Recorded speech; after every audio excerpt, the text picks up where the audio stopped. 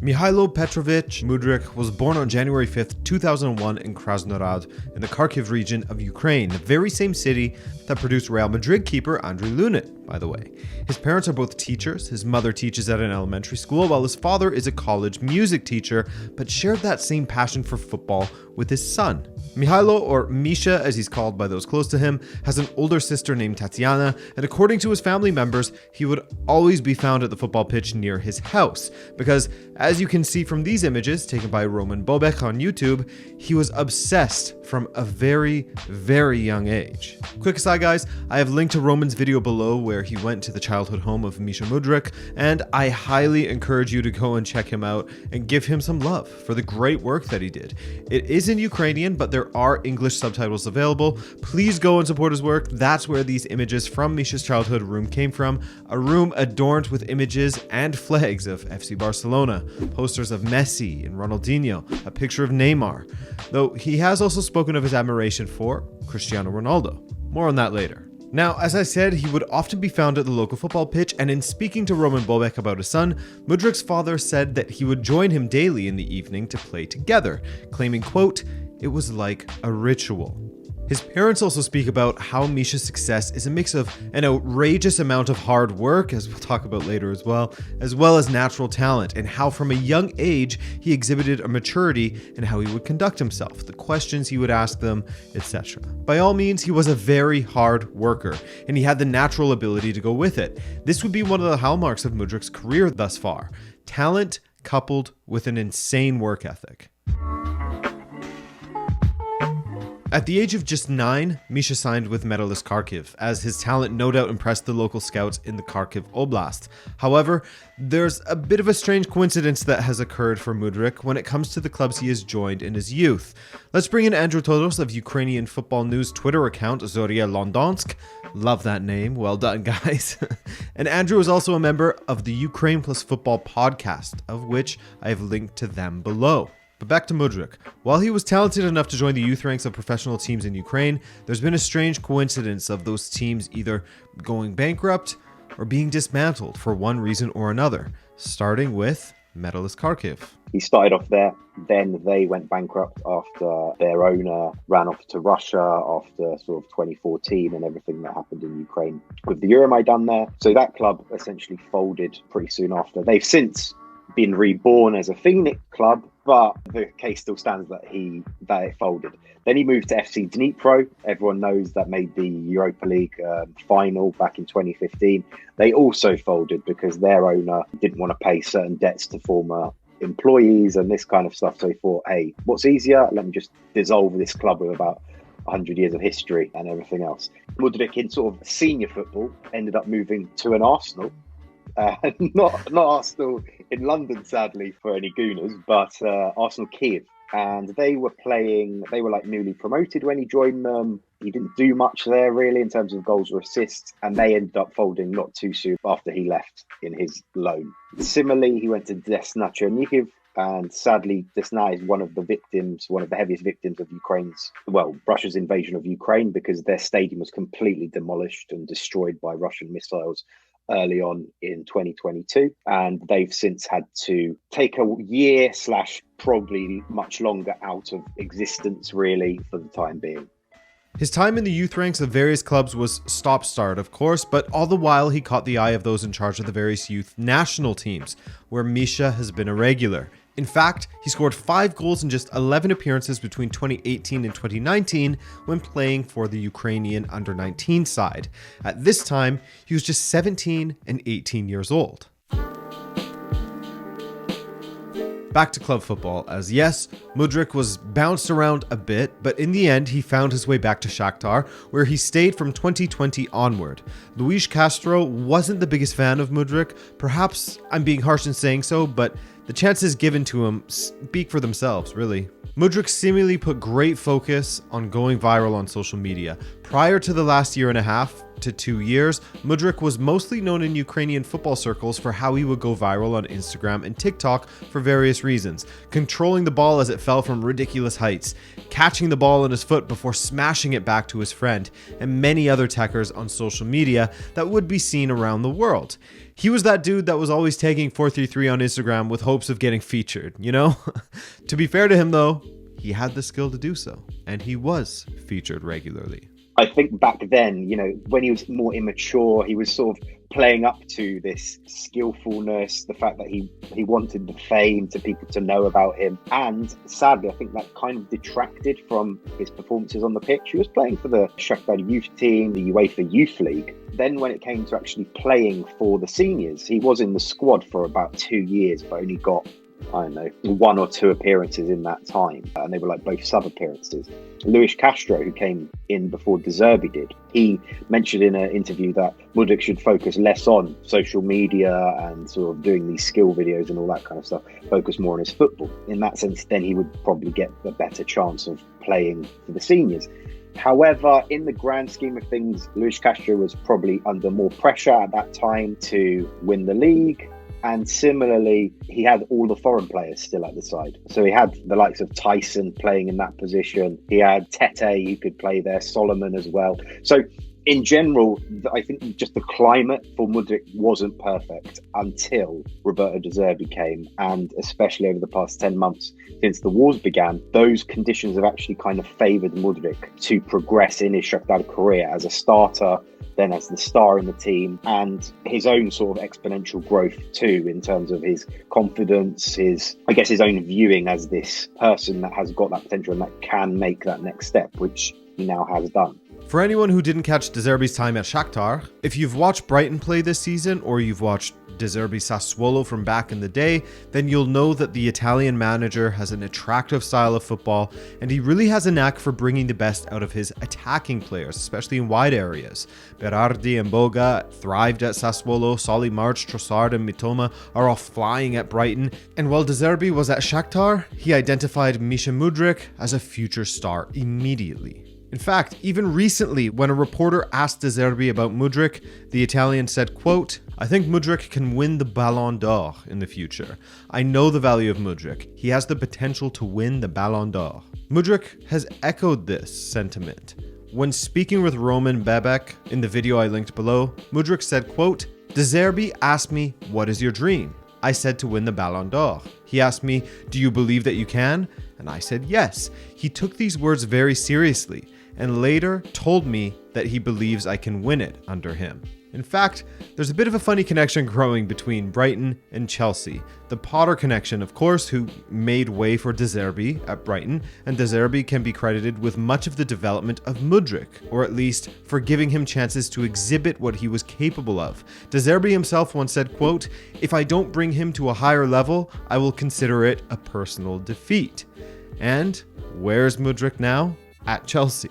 He was very much a hands-on sort of people person coach, and that really helps Mudryk. I think he's someone that really needs that pat on the head and say, hey, you're the best player in the world. As long as he's given sort of the positive assurances, then he will perform in himself. And the fact that De Zerbi showed faith in him, not even fully, because he wasn't, I'd say, a consistent starter in that 6 months, but he was given a lot more opportunities. He got his first start in the Champions League against Real Madrid at the Bernabeu, came off as a sub on 60 minutes where he was getting a round of applause by the entire crowd. And, compared to the fact that he didn't even score or assist or do anything that amazing in that game, but just he left that impression on people. And I think that's when people first started, oh, he's on my radar now.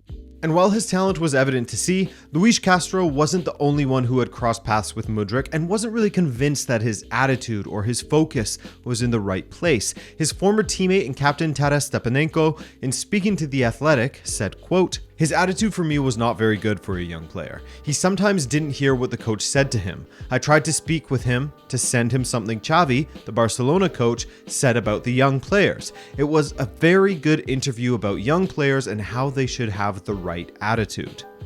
But that being said, things have changed in a massive way in regard to Mudryk's focus and professionalism. Some of that down to De Zerbi and the ambition that he helped instill in the player. But in saying that, we'd be taking too much away from the player himself, as you'll remember that his parents have highlighted that he has always been almost singularly focused on improving his own game. So Andrew, if I'm sort of extrapolating this properly, it sounds as if there was no questions over his ability, but there were some questions over perhaps, let's call it, his professionalism at some time. But more recently, has he done enough to sort of quell that, and there are no real questions over his professionalism and his focus on football now? Absolutely. I think a lot of people assumed or look back on those times and just think it's more immaturity. Really, you're still quite young. He probably didn't have the correct guidance, especially with Shakhtar having those managers. Well, Luis Castro, who wasn't maybe as an educator and a nurturer compared to De Zerbi, and also Jovicevic, who's the current Shakhtar manager. They're both, these very sort of warm people that will put an arm around you, give you a bit of advice and say, oh, carry on going, and what can you do to improve and everything like that.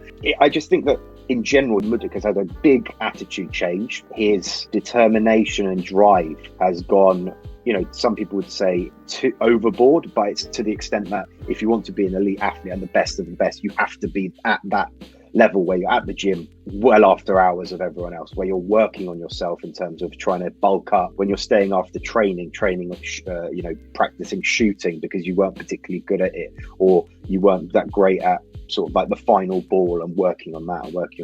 And as long as he continues in that light, I think that he can improve even more. And, the big test now comes in a proper, a league where he can do that week in, week out. But before we get to Chelsea, we have some more exploring to do when it comes to Mudryk and his time at Shakhtar. His first senior competitive goal scored for Shakhtar came in a 5-0 defeat of FK Mariupol on September 18th, 2021. Now, you'll have to remember that this was the first of 2 seasons where Shakhtar were drawn in the same group. That aforementioned performance from the Bernabeu that Andrew spoke of was from the 2021-22 season, not from this 2022-23 season. Though he was also very impressive this season, hence the big fee being paid for him. But it was also in the first half of the 2021 season where Mudryk showed that he was making improvements on another part of the game, releasing the ball at the right time and his passing.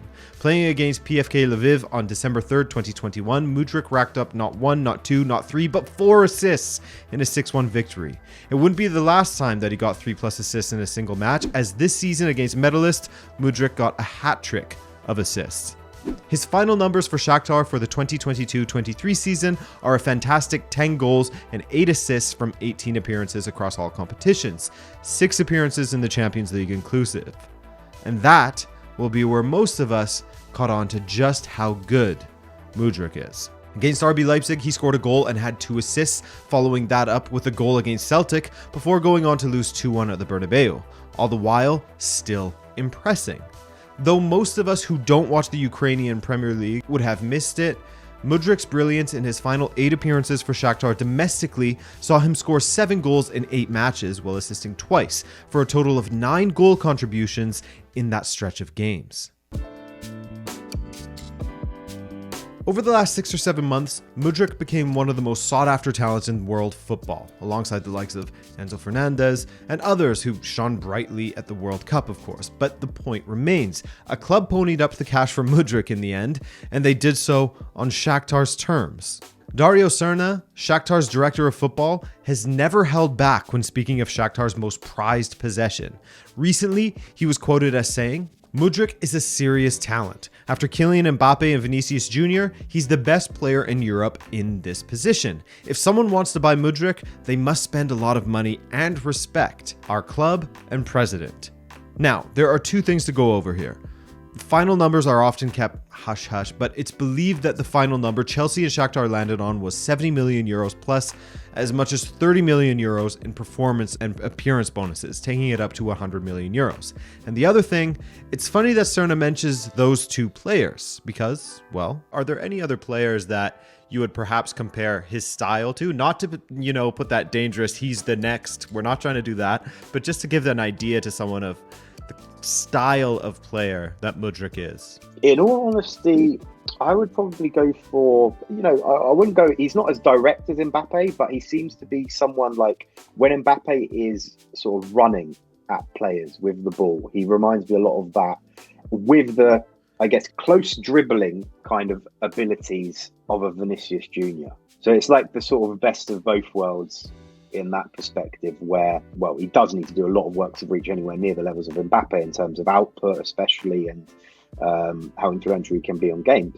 But you can see in there that there is that sort of speed on the ball that just allows him to sort of beat players and drive into the box. But there's one player that he seems to resemble much more, and it's a name that certainly will get Chelsea supporters' pulses quickening. Well, I mean, saying that a player has the speed of Mbappe meets the close dribbling ability of Vinicius, I mean, if that doesn't get your pulse quickening, then you should probably go to a doctor. But on Andrew's podcast, Ukraine Plus Football, they spoke with Alex Barker, aka the Euro expert on Twitter and TikTok, and he likened Mudryk to Eden Hazard. When I heard that Eden Hazard one, it's just stuck with me so much. So shout out to Euro expert for coming up with that one first from the perspective. But he's Eden Hazard with that sort of real like low center of gravity, where he's like shifting slate, quick turn of the shoulder to beat players. That's exactly what Mudryk seems to have cooking in his locker at the moment. In fact, while his dribbling is great, it was also mentioned on the Ukraine Plus Football podcast that one of Mudryk's former coaches said that he's great and all, but it seems like sometimes he would forget that he had teammates that he can pass to. So would you say that that's the area of his game that was lacking the most, but he's made the biggest strides in recently? Is his passing? Yeah, absolutely. Passing, and I would say finishing as well. He just wasn't scoring very much, or when he was getting in positions, he was either hitting at the keeper or something like that. But he's been taking those extra training sessions where he's staying behind after hours and practicing on finishing both long shots outside the box and inside.